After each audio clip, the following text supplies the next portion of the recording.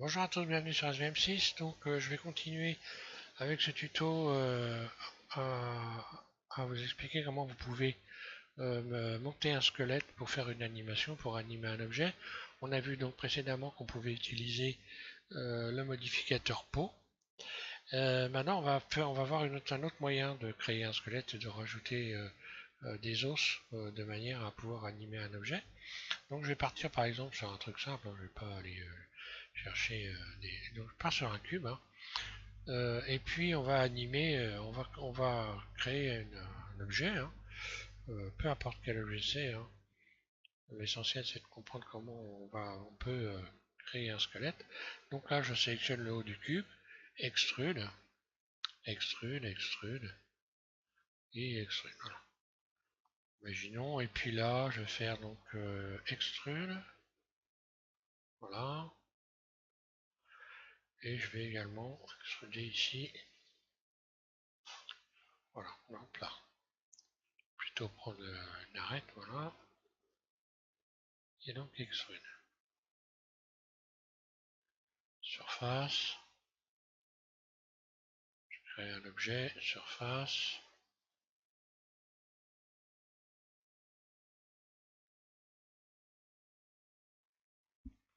voilà, on va imaginer qu'on veuille animer cet objet. Donc je regarde l'objet, aïe, j'ai fait une erreur, j'aurais dû sélectionner des faces. Bon, c'est pas grave, je vais faire... je vais recommencer, je vais supprimer ça, c'est X, vertice, ça va aller vite de toute façon. Voilà, je vais plutôt faire une extension de surface de cette face là, vue 1, je vais la réduire, puis vue 1, extrude, je la réduis.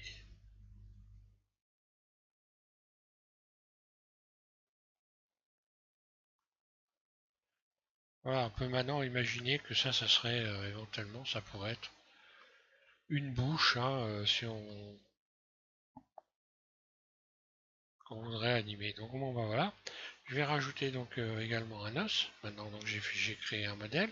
Donc je reviens dans le mode objet et je vais aller chercher un os. Bah, l'os, je vais l'ajouter à partir d'armature ici, hein. Voilà. Un clic gauche. Donc mon os vient automatiquement se positionner sur le curseur 3D, hein. Et puis cet os, bah, je vais pouvoir l'emmener en mode Edit, Tab, sélectionner la petite boule qui est ici, puis faire extrude, un clic gauche, puis extrude par exemple pour cette partie-là, puis extrude pour ici, puis extrude ici, et extrude ici, par exemple, voilà.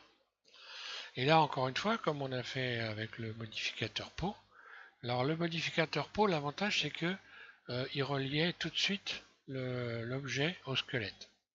Donc là, il faut simplement relier l'objet au squelette. Alors le squelette, on peut très bien le voir. Par exemple ici, je suis en mode objet, mais je ne vois pas le squelette. Alors si je veux voir le squelette, je vais aller ici, là, dans le mode... si je me rappelle bien, voilà, si je clique ici sur cette icône-là, hein, et je vais cocher sur rayon X. Voilà. À partir de là, je vois à travers l'objet, donc le squelette. Et puis je vais animer ma bestiole, hein, si c'était une bestiole, admettons, hein. Et je vais connecter déjà pour commencer l'objet. Donc je sélectionne l'objet au squelette. L'objet, puis Shift, un clic droit sur le squelette. Mon objet est bleu, mon squelette est jaune. Donc une fois que j'ai fait ça, je vais faire donc CTRL P. Ça vous ouvre cette fenêtre, je vais me mettre par là plutôt, CTRL P. Donc vous allez pouvoir maintenant cocher avec poids automatique. Vous ne trompez pas, surtout c'est important. Prenez votre temps, vous ne trompez pas parce qu'après c'est vraiment le foutoir pour pouvoir récupérer les choses correctement. Un clic gauche, voilà. Donc maintenant mon squelette et mon objet sont connectés. Je peux sélectionner mon squelette et je peux aller ici dans le mode pause. C'est le fait d'avoir un squelette qui vous donne accès au mode pause. Autrement, il n'y a pas de mode pause possible. Un clic gauche, voilà. Et maintenant, je peux animer mon objet. Donc si j'attrape ici un os, que je fais une rotation, je l'ai cliqué dessus, un clic droit, que je fais une rotation, on voit bien que voilà, si c'était une bouche par exemple, R, eh bien je pourrais animer la bouche.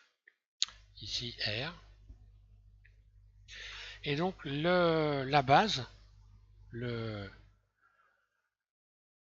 si je fais RZ, voilà ce qui se passe.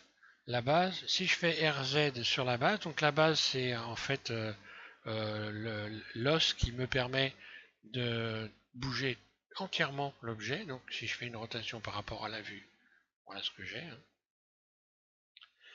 Et puis encore une fois, bah, comme j'ai animé avec le modificateur pot, je sais plus quoi d'ailleurs, je fais tellement je me rappelle même plus. Donc là je peux faire l'animation exactement de la même façon. Hein. Pour ceux qui suivent, vous êtes, donc je vais par exemple faire bouger ce qui pourrait être, pourquoi pas un bec. Hein. Donc je vais enclencher ici là l'enregistrement. Puis je vais sélectionner par exemple cet os-là. Début de l'animation, j'enclenche une image clé en cliquant sur le manipulateur ici, soit sur le bleu, soit sur le rouge, peu importe. Voilà. Puis je vais déterminer un nombre d'images pendant lequel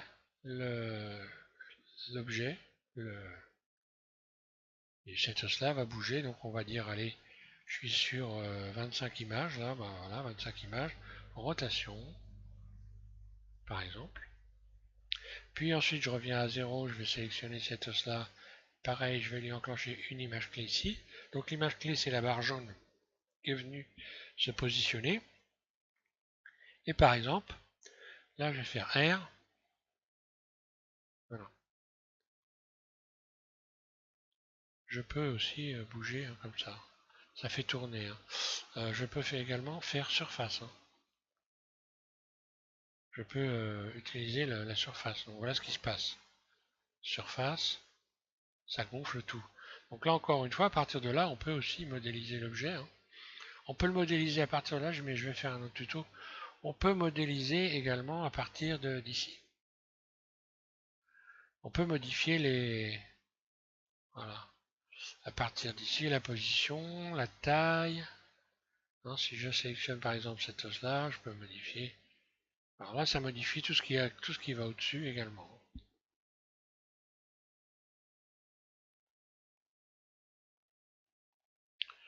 Donc là, je sais plus, il y a longtemps que j'ai pas fait ça, mais si j'utilise Y, là, je vais faire un test pour voir. J'enclenche une image clé, donc un clic droit sur Y ici, un clic droit, insérer une clé. Et puis donc on va bouger changer, déplacer le curseur ici et modifier un clic gauche et ça marche. Voilà. Donc c'est les Shadocks, n'est-ce pas?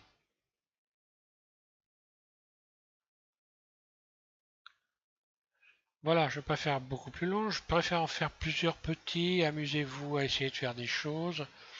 Et puis je vais en faire plusieurs comme ça. À mon avis, ça sera plus simple pour y aller progressivement et puis on va dire aller au maximum de ce qu'on peut faire avec ça, sans trop exagérer et se casser trop la tête non plus, parce qu'il y a des limites à tout. Hein. Donc à partir de là, vous faites, avant que je le ferme, vous pouvez toujours sélectionner votre objet. Hein. Donc vous revenez dans le mode objet, vous pouvez parfaitement, par exemple, utiliser un modificateur. Hein. Je peux subdiviser ma bébête. Hein. Donc je retourne ici, voilà. Subdivision de surface. Deux fois, je peux toujours l'adoucir. Donc je peux également maintenant cacher si j'ai plus besoin. Ici je peux donc revenir ici et puis retirer rayon X. Hein, voilà. Soit je retire rayon X ici, soit l'armature ici je décoche là à partir de cette fenêtre là. Hop là, voilà. Donc là je peux cacher l'armature à partir de là. Je peux donc toujours revenir en sélectionnant cette On va voir que ça fonctionne toujours. Si tout se passe bien, je vais rajouter donc des rayons de tension de surface. Voilà, pour que ça continue à fonctionner correctement, bien que j'ai fait une animation. Hein, voilà. Donc par contre, attention, quand on rajoute des éléments, pour qu'ils soient, pour qu'on puisse les utiliser, par exemple, on imagine ici, je veux rajouter, je fais une extension, extrude. Là, j'ai aucun moyen de faire bouger cette partie-là. Je vais être obligé de rajouter éventuellement un os en partant de. Je vais sélectionner ici. Je vais me mettre donc en mode edit. Hein. Je sélectionne la pointe de la base ici. Je vais tenter de faire une extension. Extrude, je pense que ça devrait marcher. Un clic gauche. Donc j'ai sélectionné ici cette partie-là. Hein. Ce cercle, cette sphère ici. Hein. Et puis extension. Alors, à partir de là, j'ai déconnecté complètement le squelette de l'objet. C'est-à-dire, si je me remets dans ce mode-là, si j'attrape ici cet os, normalement, il ne se passe rien. Tout simplement parce que il est déconnecté. Si je prends celui-là et que je fais R, ça fonctionne, mais là, celui-là, il n'a pas été connecté. Donc, ce que je vais faire, je vais revenir dans le mode objet. Je resélectionne mon objet, je resélectionne mon squelette. CTRL P avec point automatique. Encore une fois, je peux revenir maintenant en mode pause et là, normalement, mon os devient opérationnel. Voilà. Et je peux évidemment l'animer. J'ai toujours enclenché voilà, l'enregistrement ici, un clic gauche. Et là, rotation, hop. Et voilà, je désenclenche l'enregistrement. Et à partir de là, je peux encore une fois ce mouvement le multiplier en allant par exemple. Alors là, je vais cacher l'os. Hein. J'ouvre cette fenêtre là, on peut bricoler plein de trucs. Hein. Je vais aller chercher ici l'éditeur. Pardon, pas ça. Je vais aller chercher ici le dopsheet, la feuille de drogue. Voilà. Et là, lorsque je sélectionne mon armature, on voit que c'est qui concerne toute l'animation. Vous avez ici donc toutes les images clés sont là. On peut les multiplier autant de fois qu'on veut. Hein. Je vais resélectionner voilà mon squelette comme ça. On voit ici donc les images clés sont là aussi. Hein. Si je multiplie, je réduis par exemple ces images clés en modifiant la surface. Je vais aller doucement parce qu'on dirait bien que ça commence à calculer sévère. Donc, par exemple, je vais réduire cette surface, là, donc l'écartement entre les images clés. Hein, entre chaque image clé, il y a un nombre d'images. Je peux réduire ce nombre d'images, et donc ça va accélérer le mouvement. Forcément, si je fais surface, et que je bouge mon curseur de souris, comme ceci, dans ce sens-là, hein, donc de manière horizontale, je vais faire S, et donc, en bougeant horizontalement, on voit que j'agrandis le nombre d'images entre chaque mouvement ou je le diminue.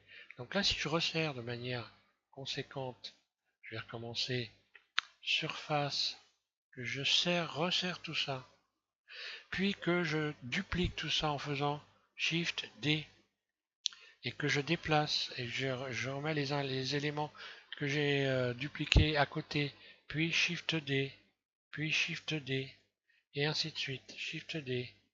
D'ailleurs, je pourrais tout sélectionner A, Shift D. Là, j'en ai sélectionné beaucoup. Et que j'enclenche la lecture, ben vous allez voir qu'on va avoir un mouvement répétitif. Alors ça, il faut bien penser à cette solution-là, parce que des fois, pour faire le même mouvement, inutile d'aller programmer tout un tas d'images pour rien du tout, puisque là, vous allez avoir la possibilité de le faire autant que vous voulez. Hein, voilà ce que ça donne. Et si je sélectionne tout, je vais accélérer le mouvement, et je vais faire S, surface, resserrer, G, je ramène tout au début. Alors le début, c'est la ligne noire. Et voilà ce qui se passe. Maintenant, je peux réduire éventuellement le temps de lecture ici. Voilà. Et ça va faire un aller-retour. Je peux également cacher ici, soit ici, voilà, décocher X, soit ici, voilà, soit ici, et à partir de là, cacher l'armature. Voilà un petit entraînement pour la suite. Faites un petit personnage. Regardez les tutos de Didier Nebreda. Il a fait Tux, hein, le petit bonhomme, enfin un petit bonhomme. Je sais plus si c'est un pingouin ou un manchot, hein. Donc il a animé. Bah voilà, un bon exercice pour s'entraîner, s'amuser. Voilà, merci à tous. Et puis on continuera avec les bones. Et moi, je vais avoir besoin de retravailler un peu dessus parce que je ne m'en suis pas servi. Entre parenthèses, vous pouvez choisir, hein, pour qui se sont servis des bones avec le modificateur peau. Vous pouvez modifier le squelette. Alors, je vais le faire réapparaître. Voilà. Vous pouvez utiliser plusieurs types de bones, hein, d'os. Ici, hein, vous pouvez sélectionner les bâtons. Voilà, c'est donc ce qu'on avait comme type d'os, hein, qu'on avait. Bâton, voilà. On a aussi ça, hein. Ça, je ne me rappelle plus ce que c'est. Voilà, ça. Les fils de fer, voilà. Donc vous pouvez choisir la physionomie de vos os, hein, voilà.